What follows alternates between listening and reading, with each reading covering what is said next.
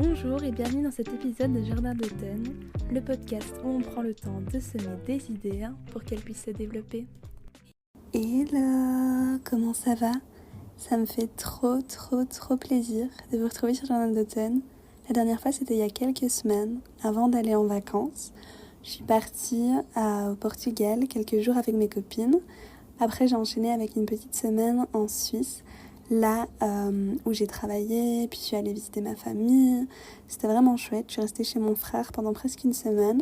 Et puis ici, je suis en road trip dans les Dolomites avec une copine. Et donc j'enregistre cet épisode depuis l'Italie. Je m'excuse d'avance si la qualité du son elle est différente de d'habitude. Mais en fait j'enregistre depuis mon téléphone. J'ai préféré ne pas prendre mon ordinateur comme on dort en voiture à droite à gauche. Et je vais pas non plus vraiment pouvoir monter l'épisode comme je suis sur mon téléphone. Donc je vous envoie vraiment ma petite carte postale de là où je suis, comme je suis. Et j'espère que ça vous plaira. Dans cet épisode, j'ai décidé de vous envoyer une carte, mais sous format podcast. Je vais pas vous raconter mes vacances, non. Mais par contre, je vais vous partager des réflexions que je me suis faites ou que j'ai pu partager avec mes proches pendant ces vacances. Une première leçon ou réflexion, c'est le fait que les relations humaines sont compliquées. Ça, c'est un constat auquel on est arrivé avec mes copines quand on était au Portugal. On a discuté sur plein de sujets et on s'est bien rendu compte que les relations humaines, c'est difficile à faire fonctionner. Que ce soit des relations de couple, des relations amicales, familiales, professionnelles, etc. Ça demande de l'investissement, ça demande du temps, ça demande de l'engagement réciproque. Ça demande aussi beaucoup de communication. Et donc parfois, les relations elles vont pouvoir prendre fin ou rencontrer un peu des hauts et des bas. Et c'est ok. C'est ok que ça soit dur, mais c'est normal que ça arrive parce que c'est pas facile. On est juste des êtres humains. On essaie de faire de notre mieux avec ce qu'on a. On essaie de faire de notre mieux avec les autres. Et puis ça arrive que certaines relations ne fonctionnent pas, ne fonctionnent plus. Et tout le monde n'est pas fait pour rester dans ta vie pour toujours. Une deuxième réflexion que je me suis faite ici, c'est le fait qu'il y a des endroits où on se sent chez soi. Et je pense qu'il faut écouter ces sentiments-là pour apprendre à mieux se connaître. Je vous explique ce que je veux dire par là. Cette réflexion-là, ça fait quelques années que je l'ai. Et la première fois vraiment que j'ai eu ce sentiment, c'est quand j'ai été travailler en Suisse, à la montagne. J'ai vraiment eu un sentiment d'appartenance assez profond, un sentiment d'être au bon endroit. Et ce sentiment, en fait, je le retrouve de façon générale quand je suis proche des montagnes. Donc pour moi, ça veut dire quelque chose sur moi. Et c'est quelque chose qu'il faut que j'écoute. Et je parle pas juste d'être en vacances et de passer un bon moment quelque part. Je parle vraiment du fait de connecter avec un environnement et de s'y sentir vraiment profondément bien. Moi, du coup, c'est la montagne et j'ai été visiter une amie à Valence. On a été se promener. C'était pas la montagne, mais c'était déjà un petit paysage un peu montagneux. Et c'est vrai qu'on a dit que elle aussi, elle est amoureuse de la montagne et on a dû passer au moins 30 minutes à parler de cet amour des montagnes qu'on sait pas vraiment expliquer, mais ce sentiment qu'on a quand on est proche de la montagne, de se sentir vraiment bien.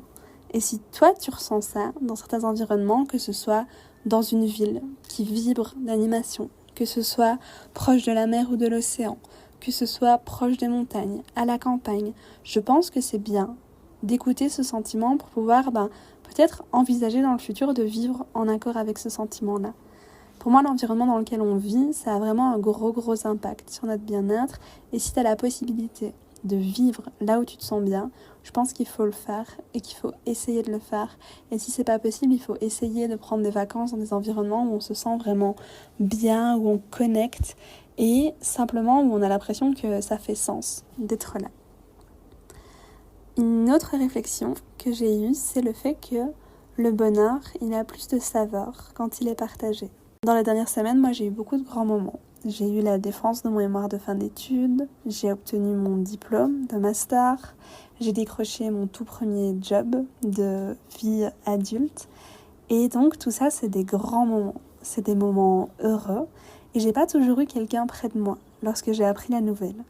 Et le fait de pas toujours avoir un de mes proches sous la main, ça m'a permis de me rendre compte à quel point le bonheur se multiplie quand on le partage. À quel point ça prend une autre dimension quand on peut partager ça avec nos proches. Et le téléphone, c'est pas vraiment la même chose qu'en vrai, même si déjà bien.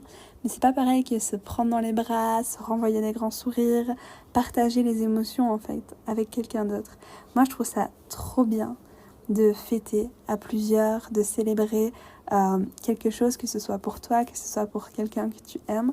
Et je t'encourage vraiment à prendre ce temps-là, le temps de célébrer, de fêter, de toaster à des choses qui t'arrivent, à des choses pour lesquelles tu peux être heureux, fier, pour lesquelles tu as travaillé. Parce que c'est vraiment en étant entouré des gens qu'on aime qu'on peut vraiment ressentir au plus profond ce bonheur et lui donner une plus grande dimension.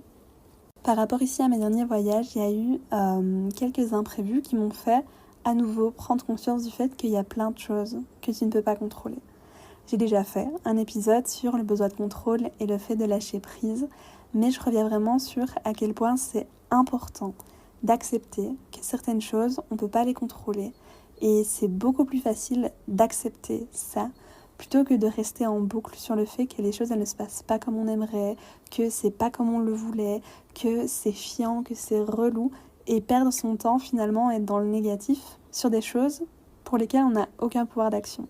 Je pense par exemple au fait qu'il pleuve quand tu es en vacances, au fait que tu es dans les bouchons alors que tu es sur ton trajet pour partir en vacances, pour quelque chose d'important, au fait que ton avion ait du retard, que ton train soit annulé, ce genre de choses-là. Là, c'est des choses que j'ai vécues dans les dernières semaines et c'est comme ça.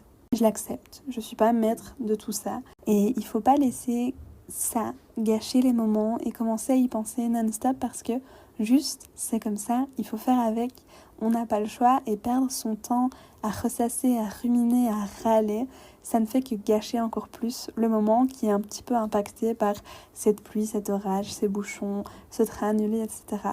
Et il y a une citation de Ram Dass que j'aime bien et qui, si on la traduit en français, dit plus ou moins ça. Tu peux le faire comme si c'était un gros poids sur tes épaules, ou alors tu peux le faire comme si ça faisait partie de la danse. Et j'aime assez bien cette idée de la danse et de voir finalement la vie comme une danse et que dans la vie, il y a des choses merdiques qui vont nous arriver et on peut les vivre comme si c'était insurmontable, un énorme poids, quelque chose pour lequel on a vraiment du mal à passer outre parce que c'est lourd, c'est difficile, ou alors on peut le voir comme un mouvement qui fait partie de la danse, comme un... J'aime vraiment cette idée de mouvement, de se dire que c'est en mouvant, c'est qu'on va passer à autre chose. Et plutôt que de voir les choses qu'on ne peut pas contrôler comme des choses vraiment négatives qui nous tombent dessus, les voir comme faisant partie du jeu, comme un pas de danse pour passer à l'étape suivante et réussir à s'en libérer. Je sais que c'est pas facile, surtout si tu as un gros contrôle fric, surtout si tu as vraiment envie que les choses se passent d'une certaine façon, mais il faut simplement accepter qu'il y a des choses qu'on ne peut pas contrôler et que quand ça arrive, on surfe sur la vague, on passe à autre chose et on essaie de profiter d'autant plus finalement du moment, de le savourer encore plus. Vous vous doutez que même si c'est des vacances enchaînées comme ça, différents voyages, c'est quand même fatigant. Et pour moi, c'est vraiment important d'écouter son corps, d'écouter sa fatigue. Et je pense que je vais faire un épisode sur le fait que notre corps nous envoie des signaux et qu'il faut les écouter. Mais c'est vraiment, vraiment, vraiment important d'être à l'écoute de ce que ton corps te dit et d'adapter en fonction. Par exemple, moi, quand je suis fatiguée, je sais que, par exemple, je vais peut-être être plus sensible. Je vais avoir du mal à réaliser certaines activités. Et donc, pour m'adapter, je vais peut-être annuler une activité ou dire que moi, je ne le fais pas pour me reposer et pouvoir retrouver un peu mon équilibre. Quand tu as des douleurs quelque part, que ce soit des maux de dos, des maux de tête, des choses comme ça, je pense que c'est important d'écouter ce signal-là de ton corps et de te dire « Ok, là il se passe quelque chose, il ne faut pas que je force, il faut que je fasse attention à moi. » Peut-être que ça va être aussi être un sentiment d'anxiété à l'approche d'une sortie avec certaines personnes, d'une activité, de choses comme ça. Peut-être que ton corps il te fait part de quelque chose et que tu peux réfléchir à écouter, à adapter, à comprendre en tout cas ce qui se passe. Et vraiment, je te conseille de ne pas forcer. La santé, c'est super important. Il faut vraiment faire attention à soi.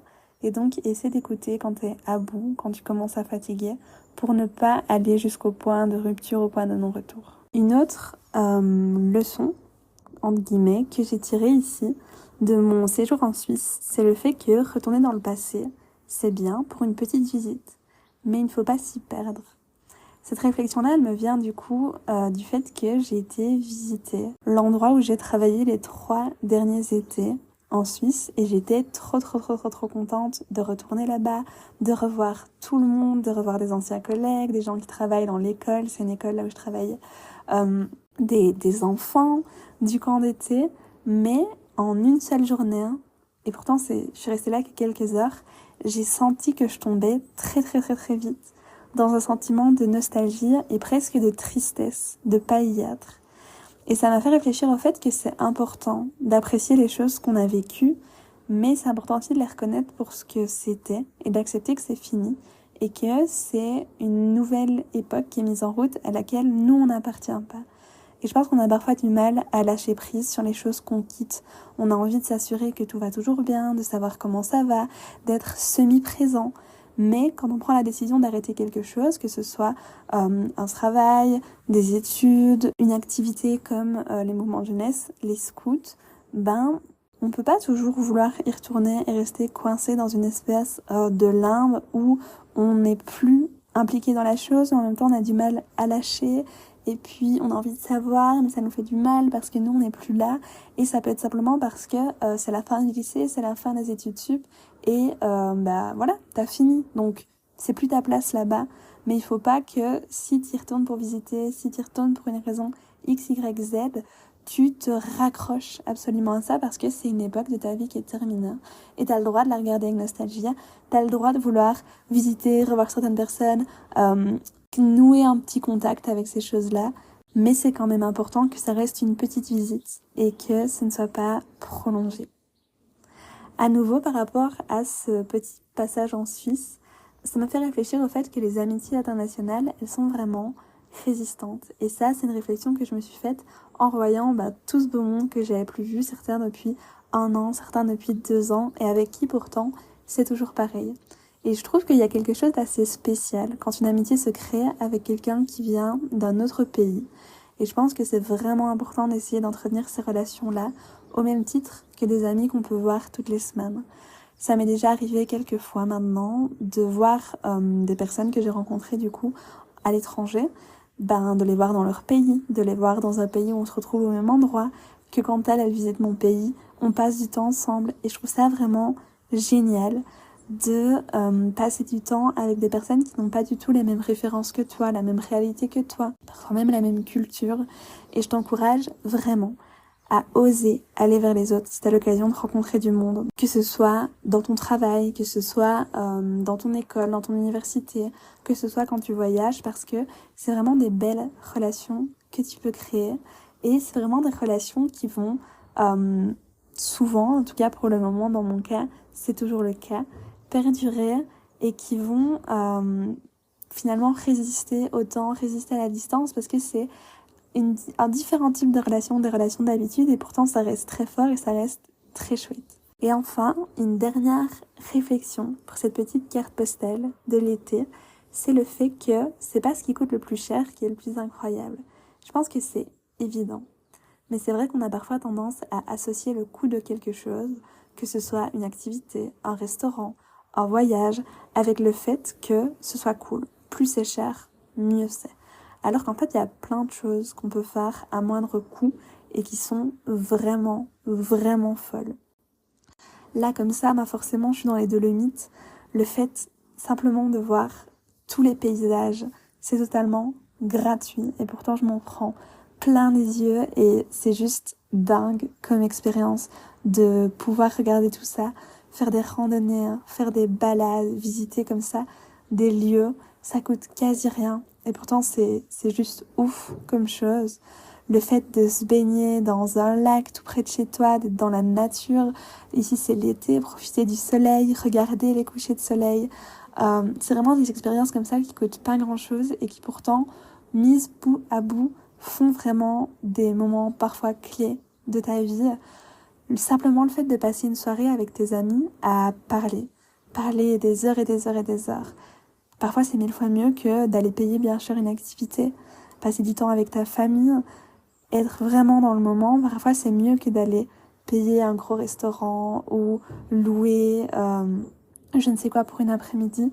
C'est des choses qui coûtent pas forcément des tonnes de choses et qui, par contre, je trouve, sont incroyables. Donc, dans le doute, n'oublie pas qu'avec pas grand-chose, tu peux vraiment faire des choses incroyables. Voilà, c'est la fin de cette petite carte postale de l'été. À nouveau, je m'excuse si le son est de moins bonne qualité, s'il y a du bruit.